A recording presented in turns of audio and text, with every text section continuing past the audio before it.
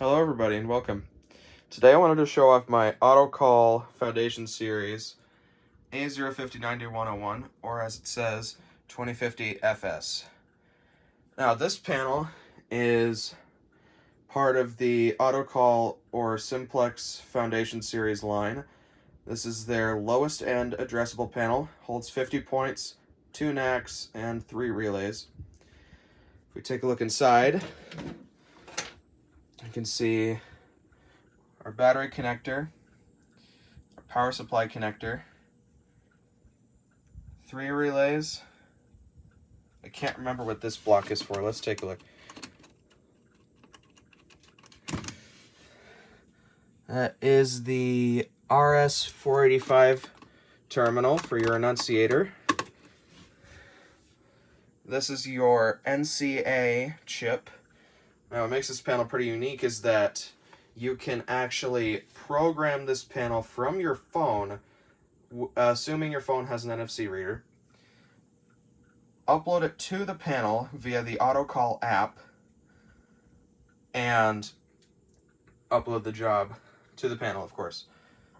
Now, even though my phone has an NFC reader, my phone's an iPhone 14 Pro Max, even though it does technically have an NFC reader, I can't upload a complete job. And that's because you have to add every device with this little QR code on it. This one also has a QR code, but it's inside of the pull station. But I can't get my camera to focus on it, so unfortunately I can't use the NFC. But here you have your SLC. Now, what makes this panel pretty nice is that it has native Class A and Class B support. Yeah, you don't have to add any external cards to get Class A support.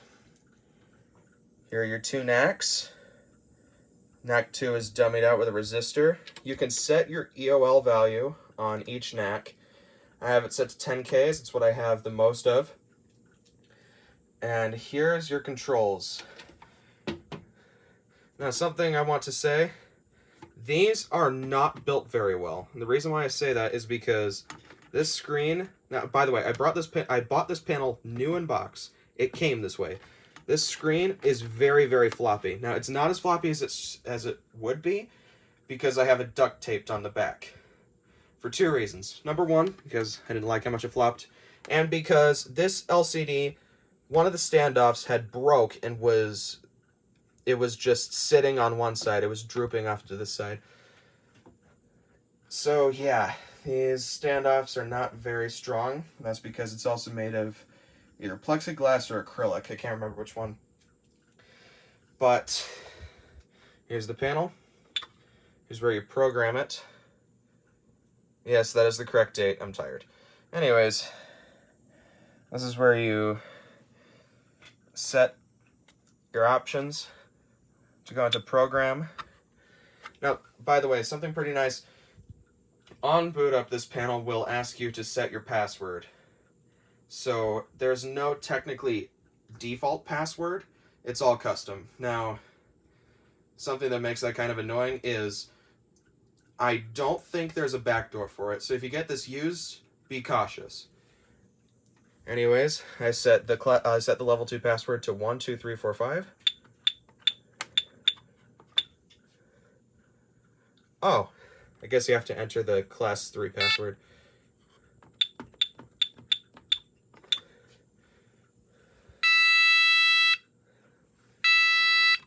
Another pretty cool feature about this panel is the piezo, which is back here behind the screen. It does not have a set tone like most other panels, such as the MS-10ED, Onyx series, and so on.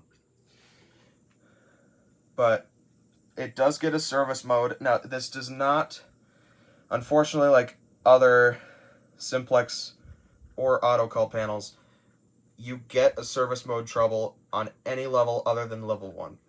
However, you do not have to do a warm start of the CPU to get rid of it, so that's pretty nice. Anyways, go into program. Here's your options. Now, I can't remember if this says online if you can front panel program it or not, but they are front panel programmable.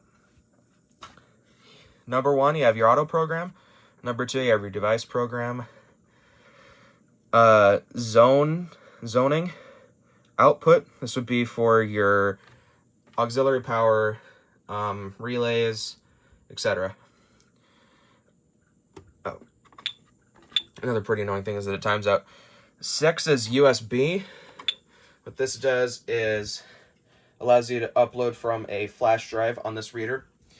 Now, to upload the job file from the computer, where did I put my USB?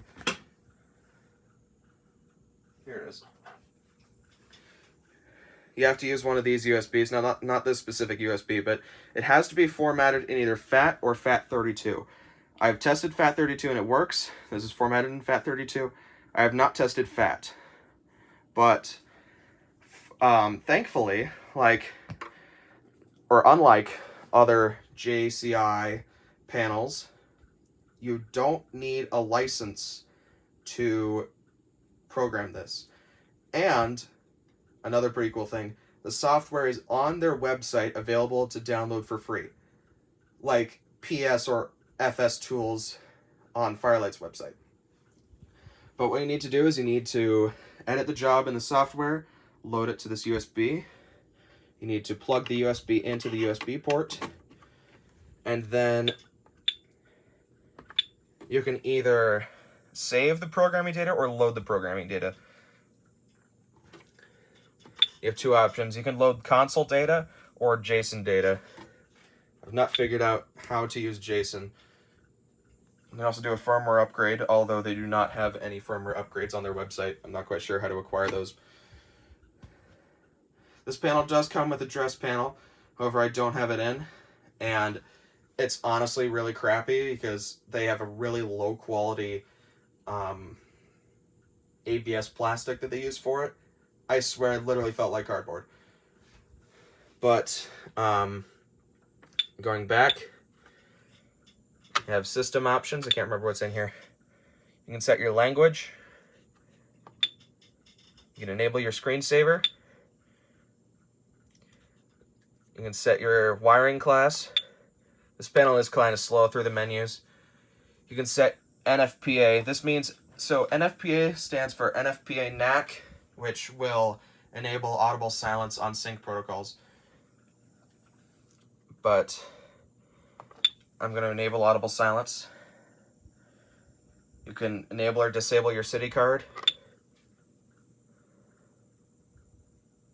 And that's it.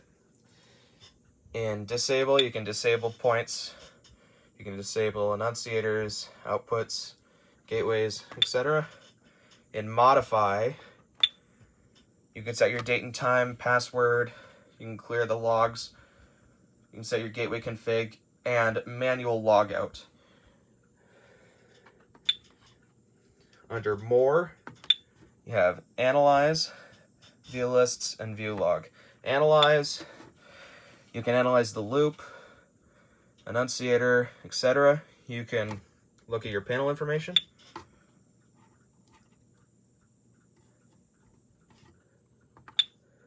You can do a lamp test.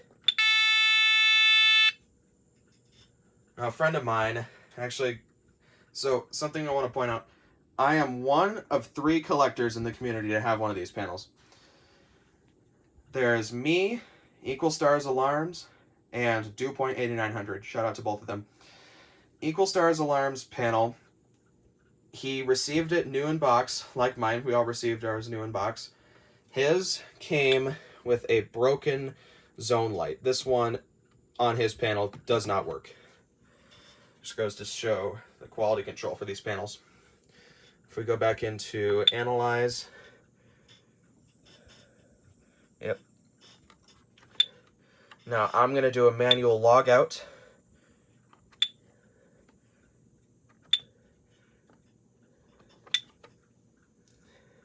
And there we go. Now something pretty nice. You can set the display brightness. Now, by the way, this keypad sound is disabled by default. I have it on for demonstration purposes, but I have been told by many people that they think it's annoying. I don't find it that annoying, but I can definitely see how others can or would. I'm going to keep it down so it's easier to see. But yeah, now let's set it off. So for this setup, I have one Autocall pull station. It's a single action version. They offer a dual action series as well, where you have a push handle like this, where you push in and then pull down. They also have a break glass version. And for this detector, it is a photoelectric detector.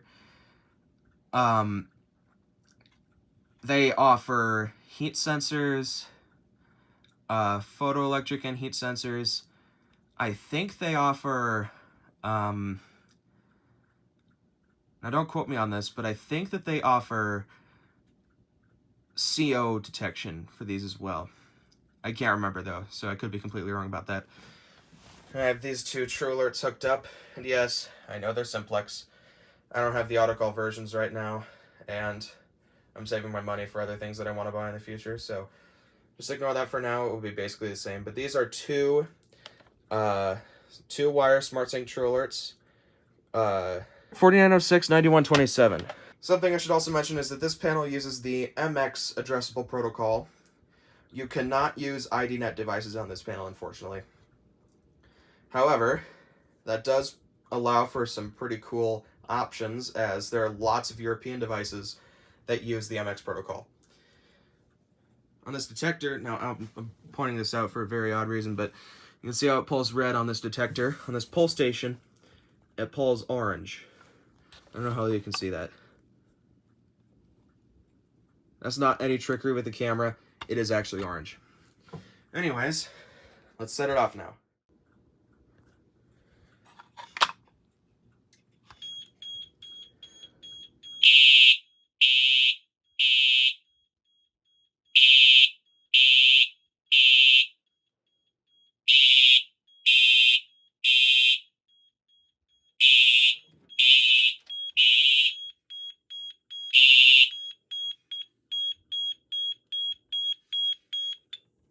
You do have to acknowledge and silence separately,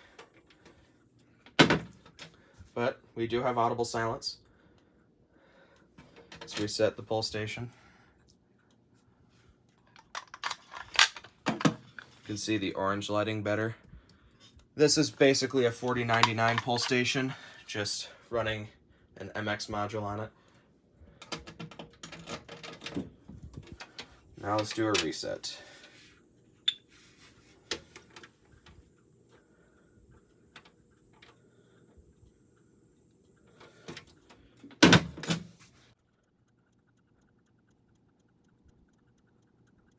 Pretty slow to reset. There we go.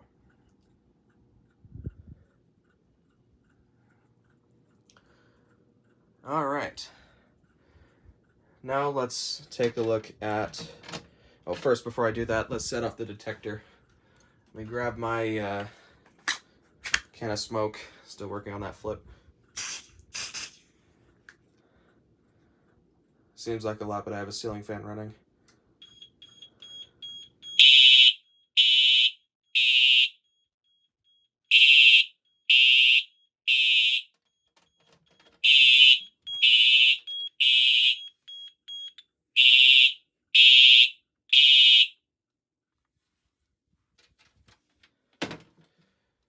Now let's air out this detector.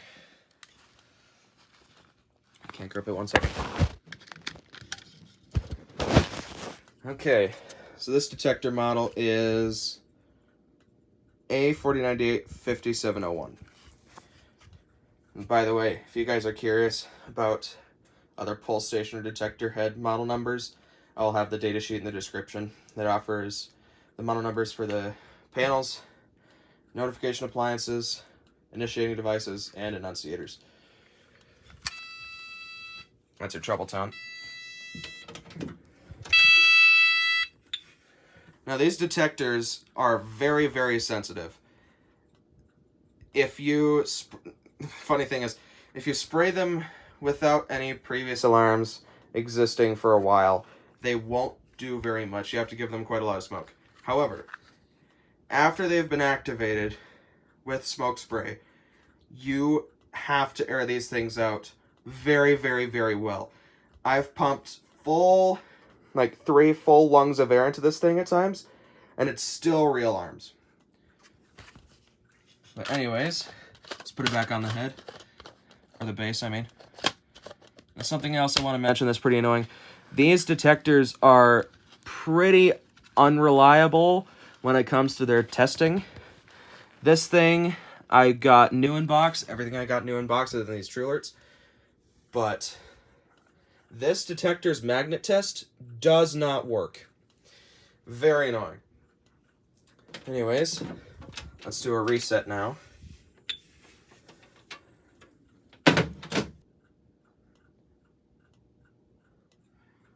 See? Alarm present. Give me 1 second to air that out. Alright, I've taken a deep breath into that thing 5 times, directly into the vent holes. Let's see if it worked.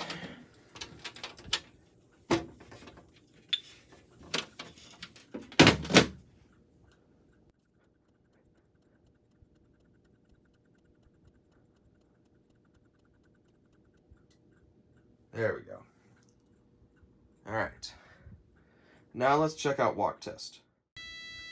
I took down the detector head again for good measure, but I got an invalid reply trouble. In this case, they call it a no answer trouble. But something pretty annoying is, even if the detector is responding, you have to do a hardware reset to get the trouble to go away.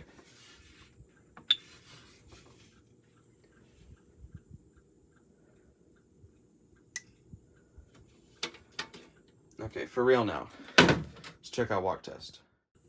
Alright, to do walk test, I'm going to try the level 2 password and see if it works. Nope, you have to do level 3, I guess.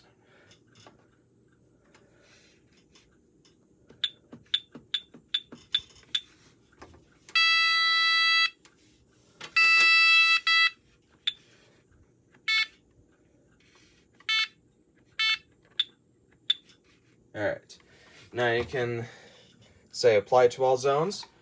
If you say no, you can select which zones it applies to. You can disable, you can do all points, you can do detectors and pull stations only, but we're going to do all.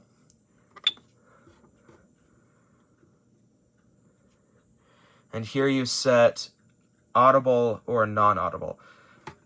We're going to do audible. Now something pretty sad is these do not do the funny walk test that simplex panels do, such as the 4006, 4010, and so on. These only have the NAC on for 5 to 8 seconds. Or so it says, because I have not been able to get it to work. In walk test, the NACs just don't turn on for me. I don't know if my panel's bugged. I don't know if there's an actual issue in it. It just does not want to work. But let's try. I'm going to try the station.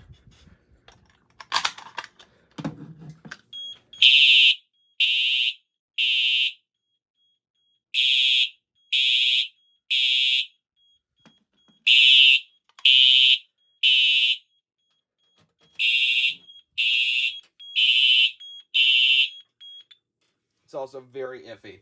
It may go straight into alarm. It may act as a walk test.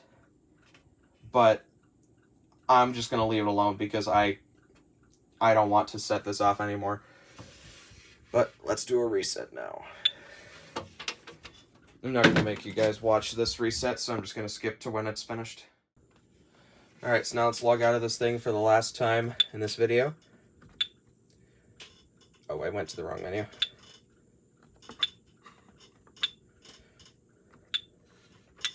Now, something pretty annoying on this panel is there is no drill function. You only get walk test, no drill. Anyways, pretty good panel. Honestly, it can do a lot, and it's pretty good if and when it works. If, of course, referring to the quality control and software stabilization. and when, of course, also talking about the bugs. But yeah, that's it for this video. I hope you found it, I hope you enjoyed it, and I hope you found it informational. Thank you.